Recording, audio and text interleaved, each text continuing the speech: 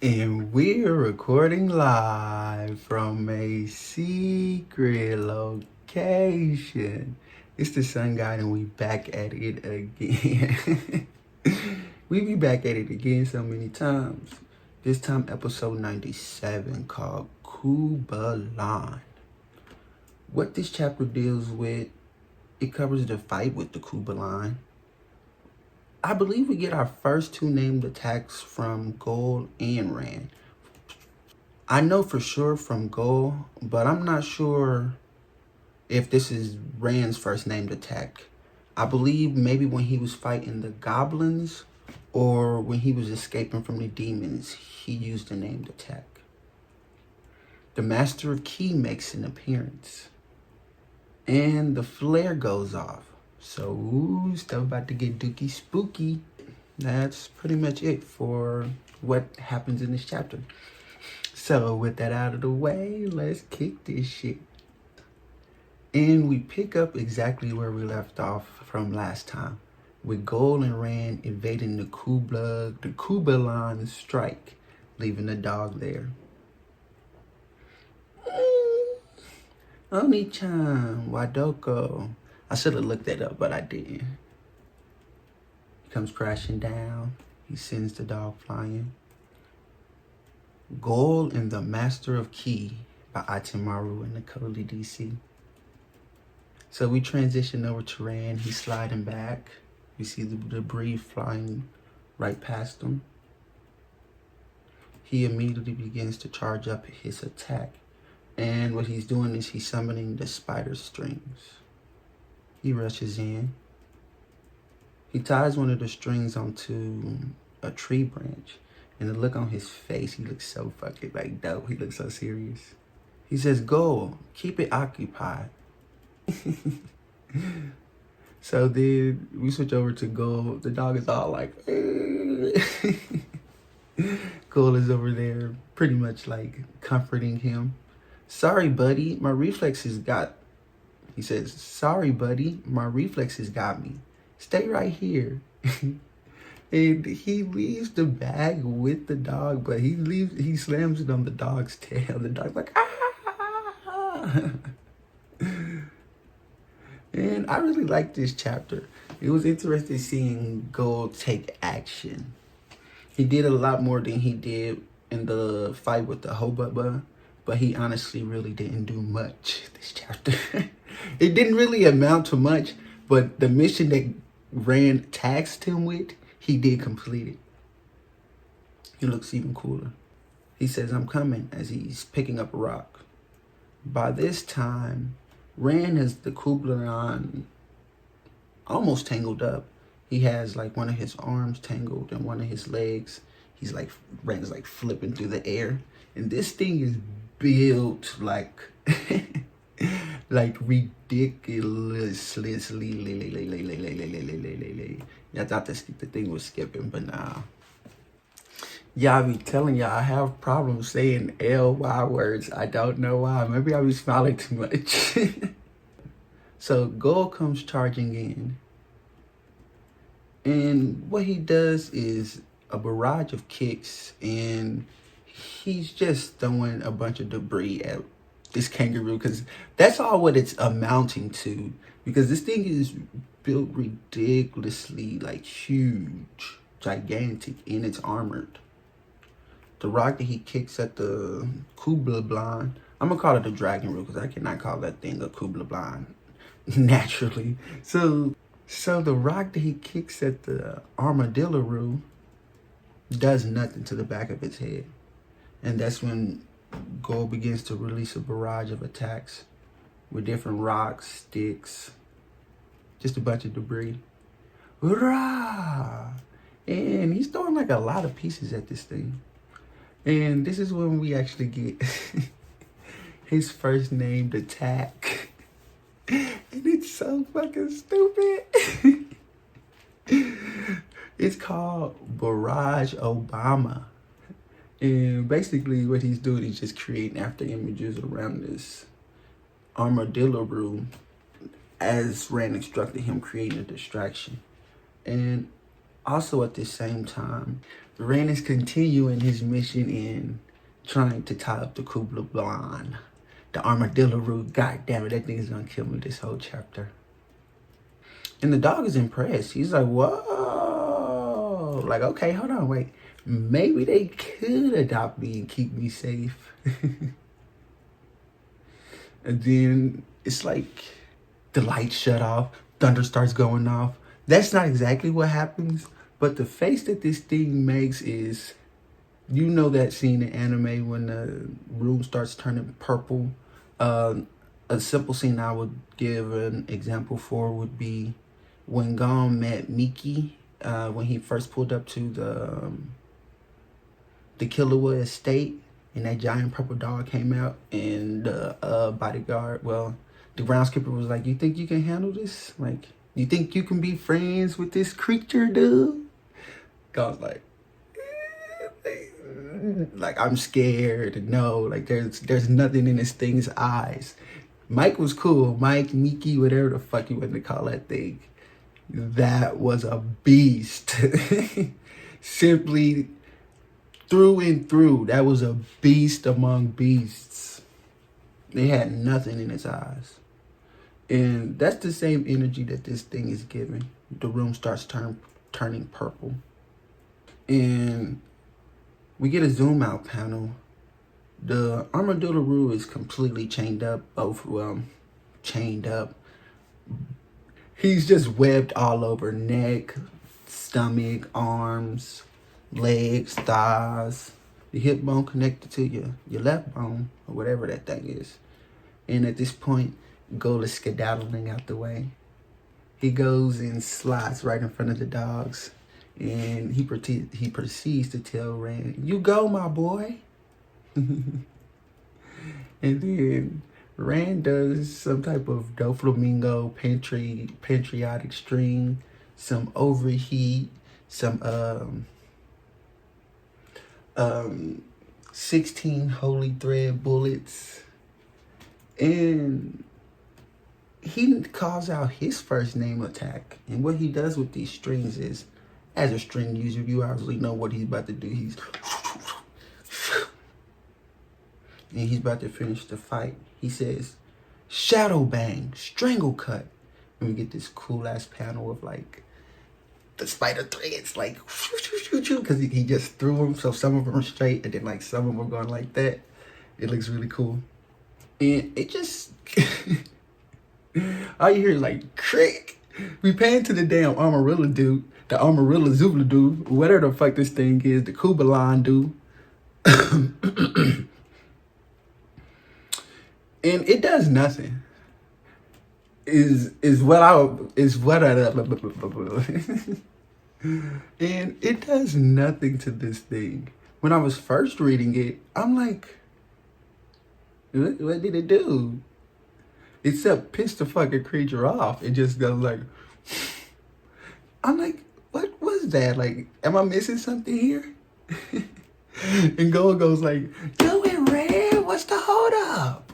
And I'm like, what?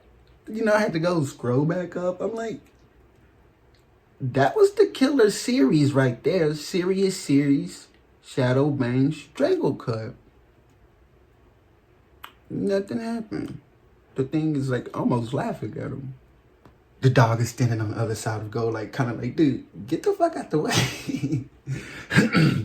He's trying to watch this fight too. But Gul's like, what's the hold up?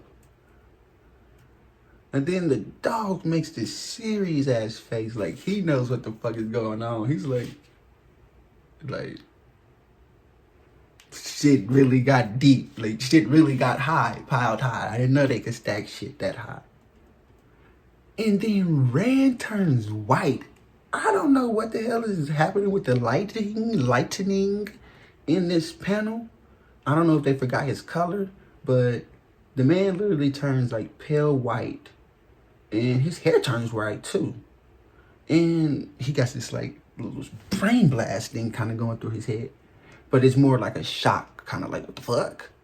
He says my mana strings cannot penetrate. Blah, blah, blah. He says my mana strings cannot penetrate into its armor. And then he gets serious as hell. Like, you know when you put your little bit of umph in it? Let's see if you can handle this once more. And this kind of reminds me of that scene from One Punch Man. When Flashy Flash ran across Saitama inside the Demon Hunter base, and Saitama dodges his first attack, right? And Flashy Flash is like, what the hell? Like, that was actually kind of weird. There ain't no way there should be somebody down here that's be like, should be strong enough or like fast enough to dodge my attacks. He's like, he seemed like a civilian. He's like, should I attack him again? Because like, was that a fluke? He's like, and I'm like thinking to myself, like, and Flashy Flash is also thinking to himself, like, no, don't do this again. Like, don't attack this random person again. Like, this is a human person. We're supposed to be trying to save them. He does it again. Saitama catches that blade, like, do you want to die? Like, dude, what the hell are you doing? He's like, oh yeah, that was actually a mistake. And he's like, he really actually caught my blade. And that was a whole tangent. I don't even want to begin to even spoil the rest of that. But yeah, I actually love the Monster Hunter arc. Not the anime. I haven't watched the anime. But I've caught up on One Punch Man and Zombie Man, Homeless Emperor, Watchdog Man, Bang, Garo, Atomic Samurai. Yeah, those are all the people that go hard. Child Emperor, the Phoenix Man. But I like Zombie Man though. And Watchdog Man. I'm a lame. I'm not a furry though. I'm not a furry. So he puts a little bit of umph in it. Let's see if you can handle this once more. Shadow Bang, Serious Series, Strangle Cut. And the thing, here's this crack whip sound, because we know he did it this time, right? So then I had to catch up. I'm like, hold on, this motherfucking thing is a motherfucking beast, because I wonder how strong these strings are. Had he did this attack to like a demon, would a demon have died from this attack? Or had he did it to a goblin, would a goblin be able to survive a Shadow Bang strangle cut? A demon? I believe a demon could do that. A goblin? Nah. A hobgoblin? Possibly. And I can't wait to see him use this move on somebody else. The thing just does this. Not a Roy Mustang, but an Armstrong flex. Just breaks right out of these whips. Oh, I didn't notice until just now. It actually cut one of his middle fingers off. And it actually cut him right down the chest a little bit. And it cut one of his ears off. What do they call those? Like minor lacerations or something in the hospital? These are very like surface level cuts. Creature starts screaming. Wran, impossible, impossible. Goes like, oh shit, as it closes the distance in one bound. Wran, do something or we'll get yeeted. It decides to come for Gul and the dog. They both got these sharp teeth. And they're like, ah. Gul dodges this attack. This panel is actually really cool because it kind of looks like it's in 3D as the creature is landing. Gul has the dog like this. Eek. And as Gul is dodging with the dog like this damn kangaroo does a motherfucking a Chuck Norris roundhouse kick and blows this fucking tree away. This thing is graceful on his feet. Very graceful. Remind me of Mr. Two. Arf! That's what the dog is. Arf! He goes like, wah! He dodges that attack too. Rams. Oh my God, it's Jason Bourne. In that case, he puts his goggles on. And this thing takes me back to when Zoro puts his bandana on and Kaku asks him, does that make you stronger? And the reason why ZKK never happened was because Zoro never put the bandana on. ZKK, man, the One Piece community. I love y'all, but things are fucking retards. He shoves down the glasses. He brings out then he brings out his dagger. I shall dance with my blade. The Kuubalon is still on his relentless, continuous assault onto Gul. Slam. They're like, ah! And from what I can see, or kind of how like we're being pictured, is like, if we ran this way, now we're running back the opposite way that we just ran from, like through the like creeping forest, the ever moving forest. We see some of the vine plants. It tries to take a bite at Gul. He's like, whoo, holy sprout. He still has the dog with him. And at this point, they're kind of doing their own little dance. Wran is dancing with his blade, and Gul is doing this rescue tango with the doggo. As he's dodging it, they roll, and then they fall off a cliff. It's kind of like a little cliff. Not too far down. It's not like a, just more like, boom, boom. It's more like a little divot like this. And then the ground goes like this. And then like they fall down face first like that. I hope y'all got that. Slam. Gul immediately recovers. Doggo. He gets mad. Eyes start to turn red. I've had enough. I ain't gonna be running away no more. And then we see this motherfucker Kuubalon Armadillo come in with the nastiest fucking panel. Not the way he coming in, but the way this leg is drawn. It's actually more horrifying than a creature. Just the way they portrayed this leg. It goes like some creepy ass question mark. And I like how they framed it.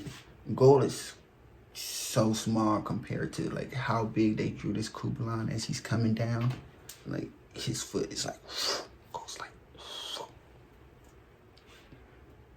It's time for me to fight back. And I was so fucking shocked. I was so fucking hyped. I'm about to say, yeah! Like, yes, it's time. He's about to use the blood earth powers.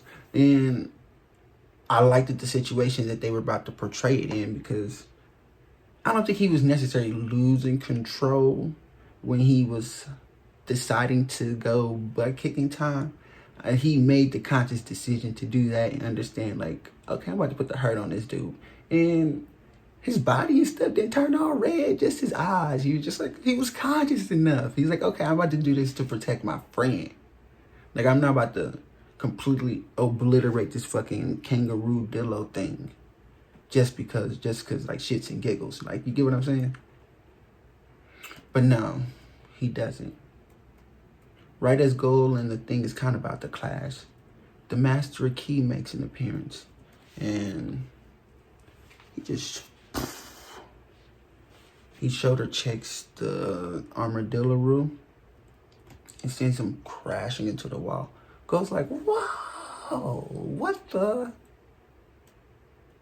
Like, he sends this thing flying. Gul's just looking up. He has the dog in his hand. Wran has come upon the scene. He sees the Master Key. And then, okay, because I was so confused when I read the chapter. I thought Layla lit the firework, but I'm under the assumption, now that I'm reading it, that Wran lit the firework. And we see the little picture of one of the dogs found it. He just strikes it with his blade. it goes off. Let it be known that my burning fury, this is the master of Ki, will be unleashed unto those who hurt my furry friends. Oh no, sir, please don't tell me he's a furry. He has his big ass scar right here. He has like little scars right here. He just got like a normal combat, like karate outfit on from like the waist down. He has a black belt, and then he has some type of like, it would kind of be like a leather jacket. Think of it as a leather jacket, but it's more of a tiger leather jacket that he has on. And he's standing between Gul and the Kuubalon. So the Master Ki is possibly who Oni-chan is that this dog was looking for. What all did we get inside this chapter? Let me see what my notes say. The doggo seems to know the Master of Ki. Now that we finally come in contact with the Master of Ki, Gul can officially start his training. I wonder how easily he will accept Gul as his student. Will they do a cliche thing where he's kind of like giving up on life and society and you have to do a certain thing to impress him for him to train you on how to use your ki? Or will he like immediately just accept Gul as his student, understanding the bigger picture and knowing that Gul being able to master his powers, the demon blood, the demon blood, Grutum, in his ki powers is for the better sake of like the whole world. And also, Wran has also picked up on the fact that the doggo was trying to hide his trail. We know that Musket and Zax are looking for him for their experiments, meaning the doggo might have some information on what or why the animals are acting crazier than normal. And we know that the master was investigating the flowers a couple of chapters ago. So with all the evidence they have, they could quickly put it together and get to Zax and Muskeg before they're able to complete their plans for what I'm assuming is world domination. Now that we run into the Master Ki, now we have to hunt down Layla and hopefully nothing has happened to her. I could also be misinterpreting this wrong, where but Wran wasn't the one who lights the flare, but it was actually Layla. We don't actually see who does it, because we see Gul look up at the Master of Ki, and then I'm not sure if Wran is putting his hand in his pocket from him about to go all like lethal style on the Kuubalon dragon room, or is he pulling it out because he's located the master? I'm assuming it's the second one. But if that's not, Layla possibly lit this flare. And if she did light this flare, is she in trouble? Because the way the flare goes off is, it seems like it's far off in the distance. It's not like how Gul can see, like, he's not like, not Gul, but it's not like Wran is standing like right here next to the Master of Ki.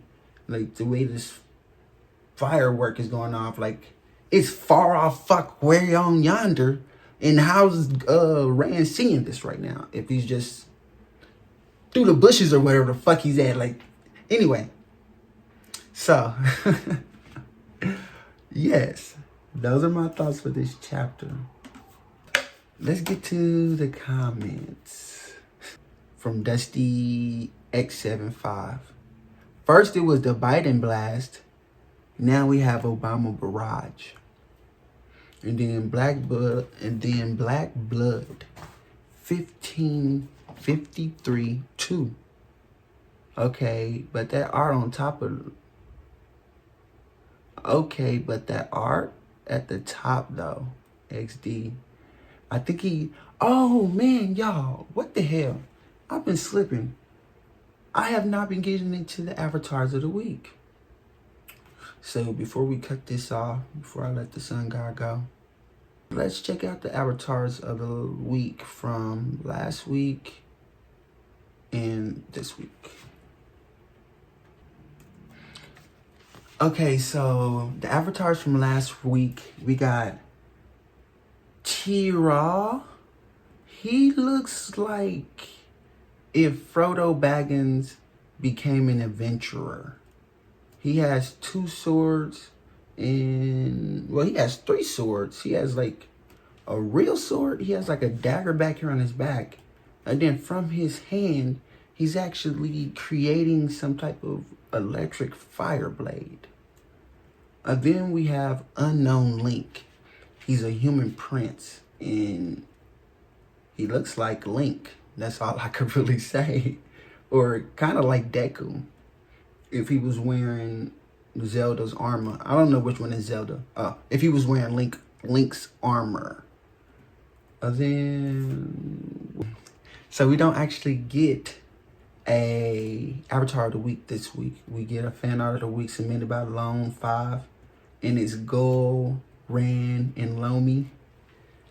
Oh,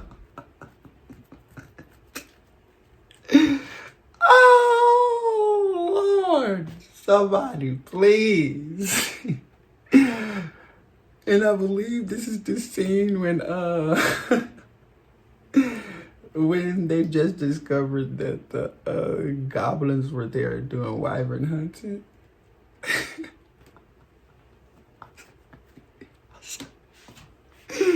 I'm sorry, this fucking fan art is.